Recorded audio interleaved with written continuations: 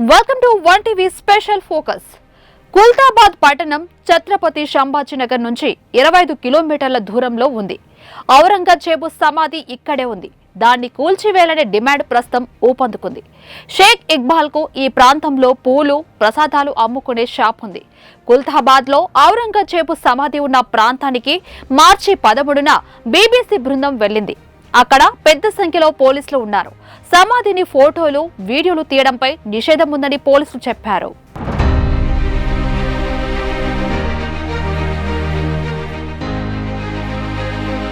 Samajwadi party నాయకుడు అబూ అజ్మీ మొఘల్ పాలకుడు ఔరంగజేబును ప్రశంసించడంపై మహారాష్ట్రలో రాజకీయ వివాదం చెలరేగుతున్న నేపథ్యంలో ముఖ్యమంత్రి దేవేంద్ర ఫడ్నవీస్ శనివారం మాట్లాడుతూ మొఘల్ పాలకుడి సమాధి మరియు సమాధిని కూల్చివేయాలనే భావనను బీజేపీ మాత్రమే కాదు, రాష్ట్ర ప్రజలు మరియు దేశం కూడా ప్రతిధ్వనించిందని అన్నారు. ఔరంగజేబు సమాధి తొలగింపుకు సంబంధించిన చర్యలు చట్ట నియమాలను అనుసరించి తీసుకుంటామని ముఖ్యమంత్రి అన్నారు.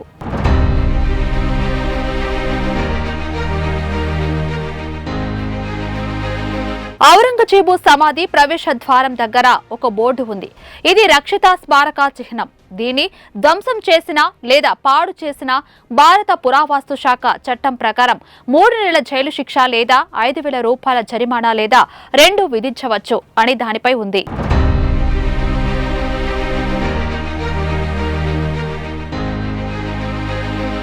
ఔరంగజేబు సమాధి చాలా సాదాసీదాగా ఉంది. సమాధి మీద మట్టి ఉంది. దానిపై ఒక మొక్క ఉంది. సమాధికి చుట్టుపక్కల చాలా షాపులు ఉన్నాయి. అందులోనే షేక్ ఇక్బాల్ దుకాణం కూడా ఉంది. ఆయన పూలదండలు ప్రసాదాలు అమ్ముతారు. రాజకీయ ప్రయోజనాల కోసమే ఔరంగజేబు గురించి ఇప్పుడు కొందరు మాట్లాడుతున్నారని ఇక్బాల్ ఆరోపించారు. 300 సంవత్సరాల కిందట ఏం జరిగిందో అల్లాకు బాగా తెలుసు. అఫ్జల్ ఖాన్ సమాధికి ఛత్రపతి శివాజీ మహారాజ్ ఆయన వారసులు ఇప్పటి వరకు రక్షణ కల్పించారు. ఔరంగజేబు సమాధి కూడా ఇక్కడ 300 ఏళ్లుగా ఉంది. దానిని కూడా అలాగే రక్షించాలి అని ఇక్బాల్ అన్నారు.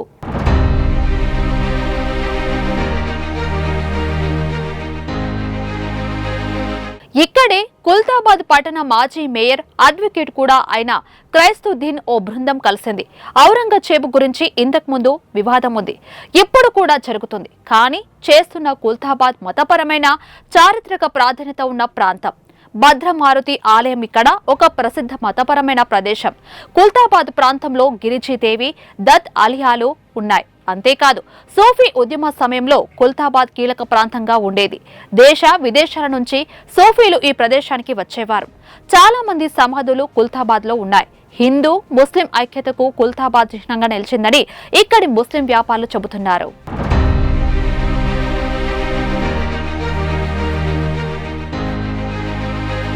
షర్ఫుద్దీన్ రామ్చాని 30 సంవత్సరాలుగా ఆ ప్రాంతంలోని దర్గా కమిటీకి చైర్మన్. ఆయన ఆఫీసు ఔరంగజేబ్ సమాధికి సమీపంలో ఉంది. కుల్తాబాద్ చాలా పాత ఊరు. ఇక్కడ హిందువులు ముస్లింల మధ్య ఐక్యత ఉందని మేం అన్ని పండుగలను కలిసి జరుపుకుంటాం. శివాజీ జయంతి, అంబేద్కర్ జయంతి, హోలీ పండుగలను హిందువులతో కలిసి చేసుకుంటాం. వారిని ఈద్కు ఆహ్వానిస్తామన్నారు.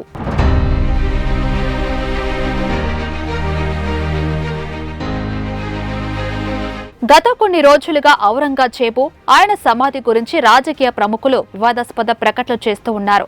ఇది కుల్తాబాద్ లోని హిందూ, ముస్లిం, దళిత వ్యాపారులపై ప్రత్యక్ష ప్రభావాన్ని చూపుతుందని కొందరు అభిప్రాయపడుతున్నారు.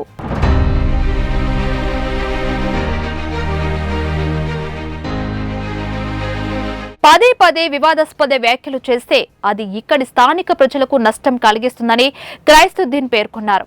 ఇక్కడ దేవాలయాలు, గుహలు, దర్గాలు ఇలా ఎన్నో పర్యాటక ప్రదేశాలు ఉన్నాయి. వేల మంది ఇక్కడ పనిచేస్తారు. దాదాపు 25 నుంచి 30 వేల మందికి ఇది జీవనాధారం. వివాదాస్పద ప్రకటనలు చేసేవారికి మాట్లాడే స్వేచ్ఛ ఉండొచ్చు, కానీ స్థానిక ప్రజలకు దీనివల్ల నష్టం కలుగుతుంది అని క్రైస్తుద్దీన్ అన్నారు.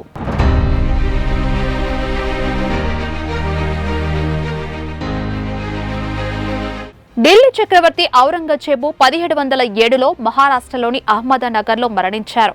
ఆయన మృతదేహాన్ని కుల్తాబాద్కు తీసుకొచ్చారు. మరణాంతరం తన గురువు సయ్యద్ జైనుద్దీన్ సిరాజీ సమాధి పక్కనే తన సమాధి ఉండాలని ఔరంగజేబు వీరునామాలు రాశారని, అందువల్లే ఆయన కుమారుడు ఆజం షా తన తండ్రి సమాధిని కుల్తాబాద్లో నిర్మించారని చరిత్రకారులు చెబుతున్నారు. ఈ సమాధిని నిర్మించడానికి అప్పట్లో 14 రూపాయలు 12 ఆణాలు ఖర్చయిందని చెబుతారు.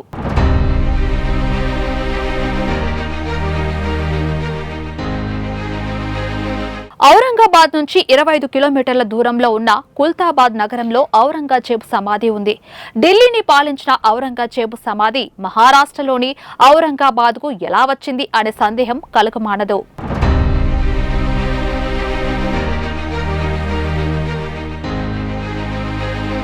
ఇది ఇవాల్టి స్పెషల్ ఫోకస్. మరో స్పెషల్ ఫోకస్ తో మళ్ళీ కలుద్దాం. చూస్తూనే ఉండండి 1 టీవీ న్యూస్.